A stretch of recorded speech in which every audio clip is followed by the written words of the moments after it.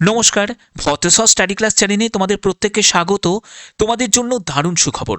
WBSSC group D regarding তোমাদের তথ্য দেব, যেখানে তোমাদের 22শে ফেব্রুয়ারি থেকে গ্রুপ ডির পরীক্ষা শুরু হবে। এই ব্যাপারটা নিয়ে তোমাদের অনেকেরই একটা প্রশ্ন রয়েছে। চলো একদম সম্পূর্ণ ব্যাপারটা ক্লিয়ার করব। এবং লাইব্রেরিয়ানের নতুন বিজ্ঞপ্তি, এটা নিয়েও তোমরা অনেকেই ওয়েট করছো যে লাইব্রেরিয়ানের স্যার নতুন বিজ্ঞপ্তি কবে জারি হবে।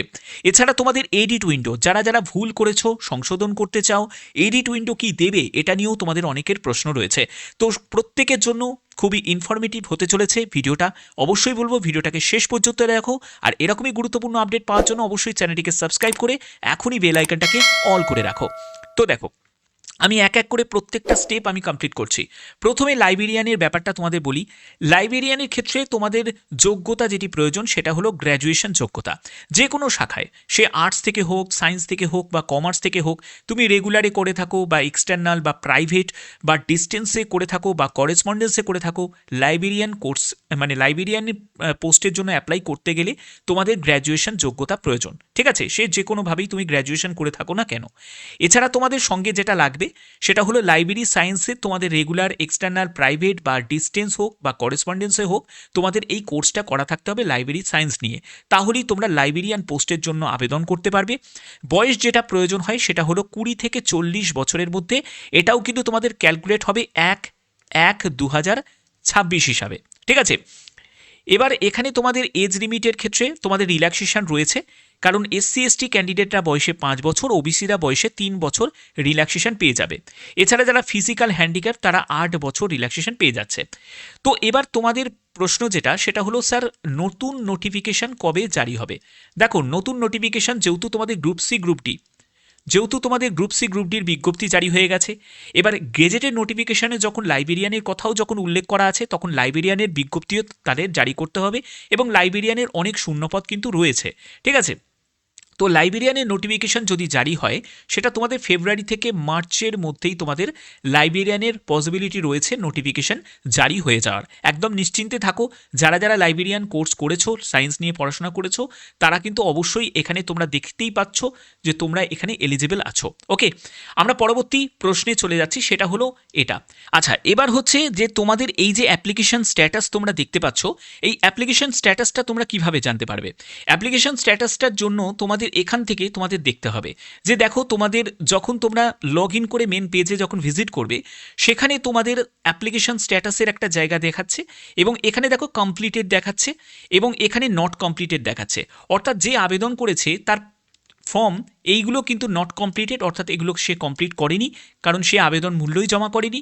এবং এখানে তার কমপ্লিট দেখাচ্ছে, অর্থাৎ তার এইটাকে কমপ্লিট হয়েছে, অর্থাৎ সে আবেদন মূল্য জমা করেছে।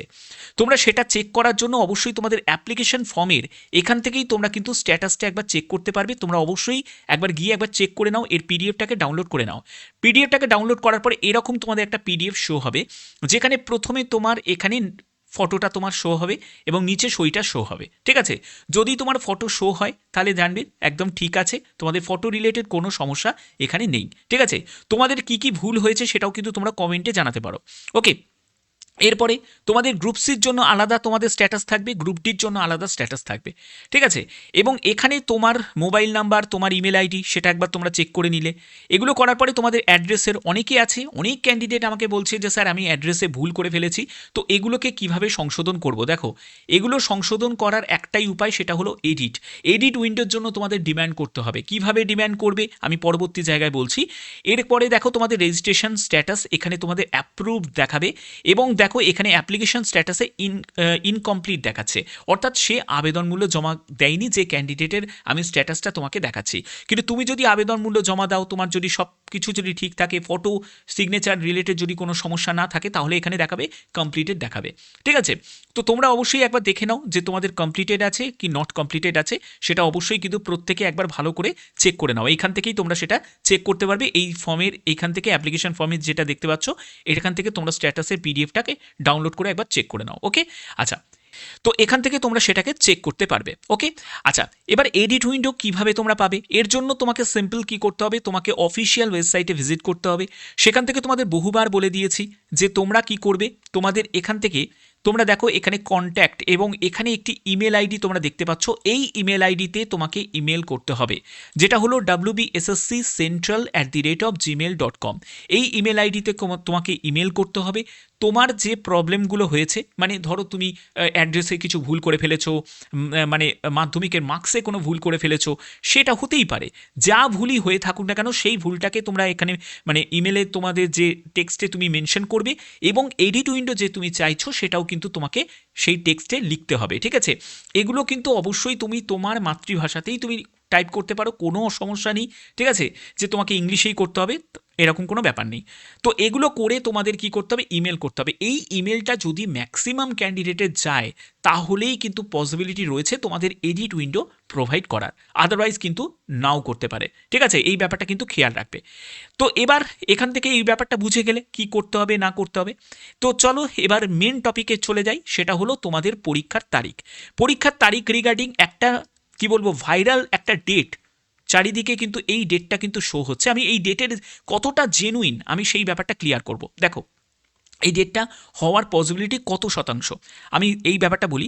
গ্রুপ সির জন্য 22শে ফেব্রুয়ারি এবং গ্রুপ ডির জন্য 1 মার্চ 2026, ঠিক আছে? এই ডেটটাকে আমরা পুরো ভালো করে বোঝার চেষ্টা করব যে এই ডেটে হওয়ার পসিবিলিটি কতটা, ঠিক আছে? কতটা জেনুইন সেটাই কিন্তু জানবো। দেখো আমি পরপর তোমাদের ব্যাপারটা বুঝিয়ে দিচ্ছি। টেলিগ্রাফে এই আর্টিকেলটা কিন্তু রিলিজ হয়েছে। তোমরা দেখো এই আর্টিকেলে কি বলা হয়েছিল, যেখানে দেখো এসএসসি চেয়ারম্যান কিন্তু অফিসিয়ালিভাবে এটা কিন্তু জানিয়েছে, ঠিক আছে?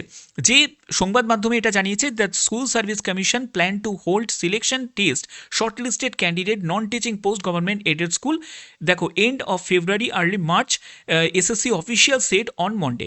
তো এটা কিন্তু সোমবার দিন এটা জানিয়েছিল, ঠিক আছে? কবে জানিয়েছিল সেটা হলো তোমাদের 6 জানুয়ারি পেপারে এটা দিয়েছে। তো এখান থেকে আমরা এটা বুঝতে পারছি ফেব্রুয়ারির লাস্টের দিকে, মানে 22শে ফেব্রুয়ারি হতে ক্ষতি কি আছে? 22শে ফেব্রুয়ারি তো হতেই পারে, কারণ দেখো 22শে ফেব্রুয়ারি পড়ছে কিন্তু সানডে, 22শে ফেব্রুয়ারি তোমাদের সানডে পড়ছে, তাহলে হতে পারে। আর এখানে আর একটা ডেট যেটা 22শে ফেব্রুয়ারি গ্রুপ সি এবং গ্রুপ ডির হচ্ছে জানা গেছে সেটা হলো 1 মার্চ। তাহলে 1 মার্চ সেটাও কিন্তু সানডেতেই হচ্ছে। তাহলে এই ডেটগুলো একেবারে তো উড়িয়ে দেওয়া যায় না, এই ডেটটা হতেই কিন্তু পারে। এবার তোমরা বলবে যে স্যার মাধ্যমিক উচ্চ মাধ্যমিকের পরীক্ষা, তো মাধ্যমিক উচ্চ মাধ্যমিকের আমি রুটিনটাও দেখাচ্ছি। দেখো মাধ্যমিকের যদি তোমরা রুটিন দেখো, 2রা ফেব্রুয়ারি থেকে মাধ্যমিক পরীক্ষা শুরু হচ্ছে 12ই ফেব্রুয়ারি পর্যন্ত। উচ্চ মাধ্যমিকের যদি রুটিনটা দেখো, উচ্চ মাধ্যমিক দেখো 12ই ফেব্রুয়ারি থেকে পরীক্ষা শুরু হচ্ছে এবং তোমাদের 27শে ফেব্রুয়ারি পর্যন্ত। এবং এখানে যে ডেটটা উঠে আসছে সেটা হলো 22শে ফেব্রুয়ারি। তো 22শে ফেব্রুয়ারি তোমাদের সানডে পড়ছে, ঠিক আছে? তাহলে সানডে এই 22শে ফেব্রুয়ারি ডেটটাকে একেবারে কিন্তু আমি উড়িয়ে দিতে পারি না। 22শে ফেব্রুয়ারি কিন্তু হওয়ার পসিবিলিটি অনেকটাই বেশি পরিমাণে, অর্থাৎ আমি তো বলবো 99% কিন্তু চান্স রয়েছে 22শে ফেব্রুয়ারি। তোমরা এই ডেটটাকে মেনে কিন্তু এগোতেই পারো, ওকে? বাদবাকি এটা কিন্তু একটা এক্সপেক্টেড ডেট, কোনো অফিসিয়ালি ডেট নয়, তার জন্য এটার ওপর আমি একেবারে পুরো 100% বলতেও পারছি না, কিন্তু বাট আমার ওপিনিয়ন অনুযায়ী এই ডেটটা হওয়ার কিন্তু পসিবিলিটি রয়েছে, ওকে? তো যাই হোক, তোমরা যারা যারা যেরকম প্রস্তুতি নিচ্ছ সেরকম প্রস্তুতি নাও, একদম সিলেবাস রিগার্ডিং যেরকম প্রস্তুতি নেওয়া সেরকম প্রস্তুতি নাও, কারণ এই ডেটটা হওয়ার কিন্তু একটা পসিবিলিটি রয়েছে আমার মত অনুযায়ী, ওকে? বাদবাকি তোমাদের সম্পূর্ণ প্রমাণটা দেখালাম যে কেন আমি এই কথাটা বলছি, হাওয়ায় বলছি না, একদম জেনুইনভাবেই আপডেটটা তোমাদের কাছে তুলে ধরছি। তো যদি ভিডিওটা ভালো লাগে অতি অবশ্যই বলবো ভিডিওটাতে একটি লাইক করো, চ্যানেলটিকে সাবস্ক্রাইব করে বেল আইকনটাকে অল করে রেখো, এবং তোমাদের কি কি ভুল হয়েছে সেই ভুলটাও অবশ্যই তোমরা কমেন্টে জানিয়ে রাখতে পারো ফর্ম ফিল আপের সময় গ্রুপ সি গ্রুপ ডিতে, ঠিক আছে? তো এখনের মতো এইটুকুই, ধন্যবাদ।